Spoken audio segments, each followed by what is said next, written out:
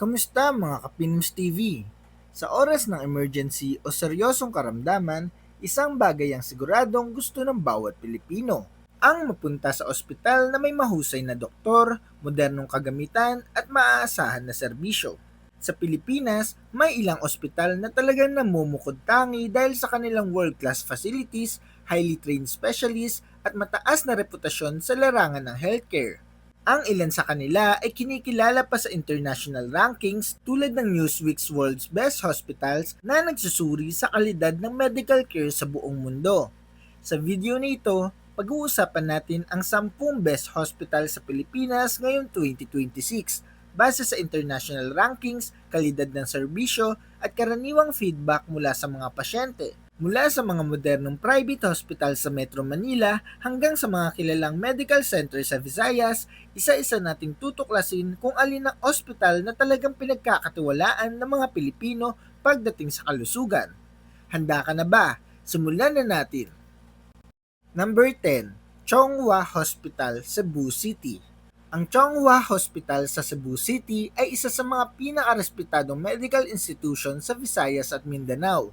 Itinatag noong 1909 ng Cebu Chinese Community, lumago ito mula sa isang maliit na ospital tungo sa isang modernong tertiary hospital na may libu-libong healthcare professionals.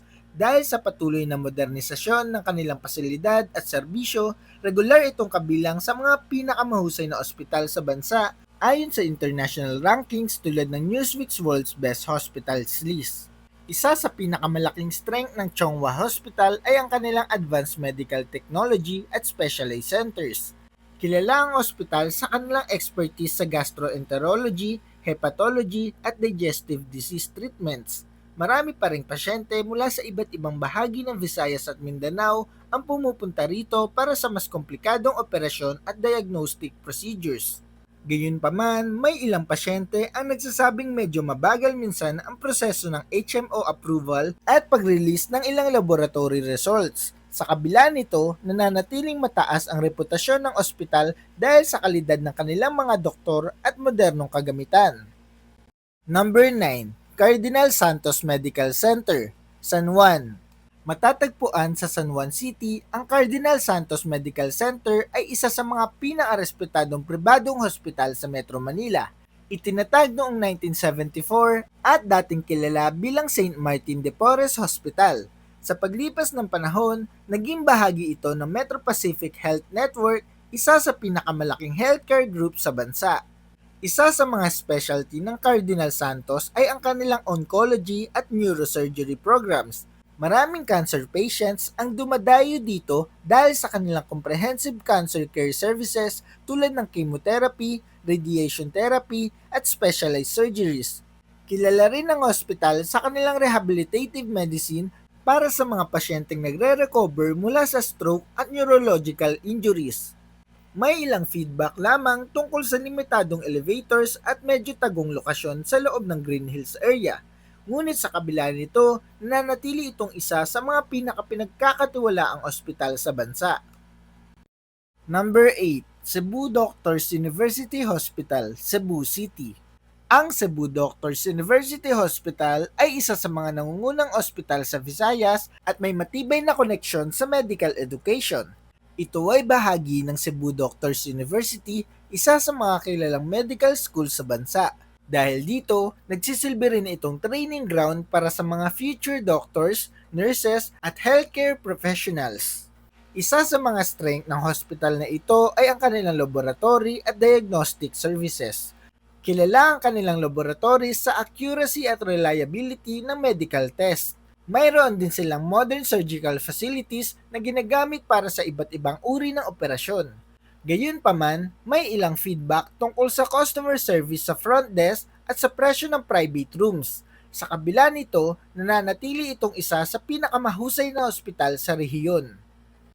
Number 7, Manila Doctors Hospital, Manila. Ang Manila Doctors Hospital ay isa sa mga pinakamatandang pribadong ospital sa bansa. Itinatag noong 1956 at matatagpuan sa Ermita, Manila, malapit sa maraming mahalagang institusyon tulad ng embahada at universities. Kilala rin ito bilang isa sa mga ospital sa Pilipinas na may ISO certification. Isa sa mga specialty ng ospital ay ang industrial medicine at ophthalmology. Maraming kumpanya ang nakikipag-partner dito para sa occupational health services at medical examinations ng kanilang mga empleyado. Kilala rin ang kanilang ophthalmology department sa paggamot ng mga sakit sa mata tulad ng cataracts at glaucoma. Ang pangunahing hamon lamang dito ay ang parking at medyo komplikadong layout ng gusali, ngunit patuloy pa rin itong pinipili ng maraming pasyente dahil sa kalidad ng kanilang serbisyo. Number 6, UP Philippine General Hospital, Manila. Ang UP Philippine General Hospital o mas kilala bilang UPPGH ay isa sa mga pinakamahalagang medical institution sa buong Pilipinas. Itinatag noong 1910 bilang teaching hospital ng University of the Philippines College of Medicine. Ito ang pinakamalaking government hospital sa bansa. Bukod sa pagiging sentro ng healthcare, ito rin ang pangunahing training ground ng maraming top doctors, surgeons at specialists sa Pilipinas. Isa sa mga pinakamalaking strength ng UPPGH ay ang kanilang medical expertise. Dahil ito ay isang teaching hospital, marami sa mga pinakamahusay na doktor sa bansa ang nagtatrabaho at nagtuturo dito. Maraming komplikadong kaso mula sa iba't ibang bahagi ng Pilipinas ang dinadala sa PGH dahil sa kanilang kakayahang magsagawa ng advanced surgeries at treatments. Sa kabila ng pagiging government hospital, mayroon itong world-class medical knowledge at research capabilities. Ngunit dahil sa abot-kayang serbisyo ng ospital, isa sa pinakamalaking hamon nito ay ang sobrang dami ng pasyente. Araw-araw, libu-libong tao ang pumupunta sa PGH upang magpagamot, kaya madalas na mahaba ang pila sa emergency room at outpatient departments. May mga pagkakataon ding kulang ang pasilidad at resources para sa dami ng nangangailangan ng tulong. Gayunpaman, sa kabila ng mga limitasyong ito, nananatili ang UPPGH bilang isa sa pinaka-importanting haligi ng healthcare system sa Pilipinas. Number 5, The Medical City, Pasig. Ang The Medical City sa Ortigas, Pasig ay isa sa mga pinakakilalang private hospital sa Pilipinas. Itinatag noong 1967, lumago ito mula sa isang maliit na ospital sa Quezon City hanggang sa maging isang malaking healthcare network na may mga satellite clinics at regional hospitals sa iba't ibang bahagi ng bansa. Kilala ang The Medical City sa kanilang modernong infrastructure, malalawak na pasilidad at advanced diagnostic technologies na ginagamit sa paggamot ng iba't ibang sakit. Isa sa mga pinagmamalaki ng ospital na ito ay ang kanilang leadership sa larangan ng personalized medicine at regenerative therapy. Kabilang dito ang mga modernong paggamot tulad ng stem cell therapy at advanced genetic testing na ginagamit upang makagawa ng mas eksaktong diagnosis at treatment plans para sa mga pasyente. Mayroon din silang specialized institutes para sa cardiology, neurology, cancer treatment at orthopedics. Dahil sa mga programang ito, maraming pasyente mula sa iba't ibang bahagi ng Pilipinas at maging mula sa ibang bansa ang dumadayo sa ospital na ito. Gayunpaman, may ilang feedback ang mga pasyente tungkol sa ilang operational aspects ng ospital. Isa sa mga madalas banggitin ay ang medyo mabagal na proseso ng billing at discharge procedures kapag pauwi na ang pasyente. May mga pagkakataon din na mataas ang occupancy rate kaya nagiging mahirap makakuha agad ng available na kwarto. Ngunit sa kabila ng mga hamong ito, nananatiling isa ang The Medical City sa mga pinaka-advanced at pinaka-pinagkakatiwalaang ospital sa bansa. Number 4, St. Luke's Medical Center, Quezon City. Ang St. Luke's Medical Center sa Quezon City ay isa sa mga pinaka-respetadong ospital sa Pilipinas. Itinatag noong 1903, ito ay may mahigit isang siglo ng karanasan sa pagbibigay ng world-class healthcare services. Sa loob ng maraming taon, nakilala ang ospital na ito bilang isa sa mga pioneer sa modern medical practice sa bansa. Dahil dito, maraming top specialists at medical experts ang pinipiling magtrabaho dito. Isa sa mga dahilan kung bakit patuloy na mataas ang reputasyon ng St. Luke's Quezon City ay ang kanilang world-class diagnostic at treatment facilities. Mayroon silang advanced imaging technologies tulad ng high-resolution MRI at CT scanners na ginagamit sa mas mabilis at mas eksaktong diagnosis ng mga sakit. Kilala rin ang ospital sa kanilang expertise sa cardiology, oncology, at neurology, kung saan maraming komplikadong kaso ang matagumpay na nagagamot. Gayunpaman, may ilang praktikal na hamon na nararanasan ang mga pasyente. Dahil sa edad ng gusali, may ilang bahagi ng hospital na mas luma kumpara sa kanilang mas bagong branch sa Bonifacio Global City. Bukod dito, ang matinding traffic sa E. Rodriguez Avenue ay isa ring karaniwang reklamo ng mga pasyente at bisita. Sa kabila nito, nananatili itong isa sa mga pinakapinagkakatiwalaang ospital sa bansa dahil sa expertise ng kanilang mga doktor at kalidad ng kanilang medical care.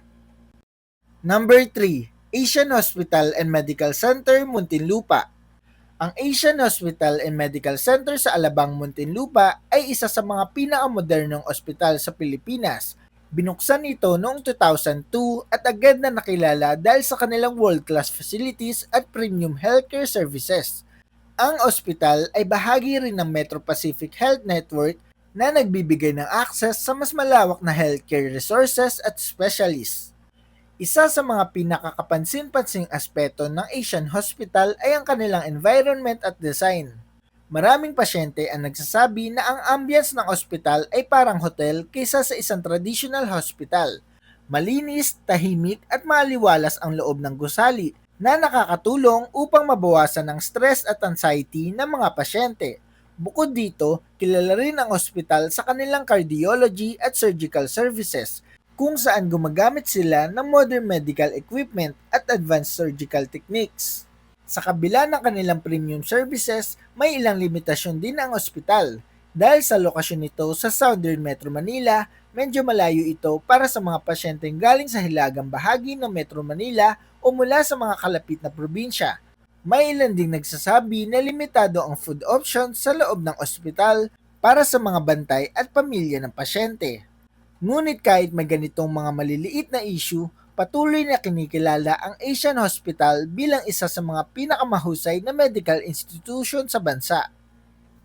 Number 2. Makati Medical Center, Makati. Ang Makati Medical Center, na madalas tawaging Makati Med, ay isa sa pinakaprestiyosong ospital sa Pilipinas.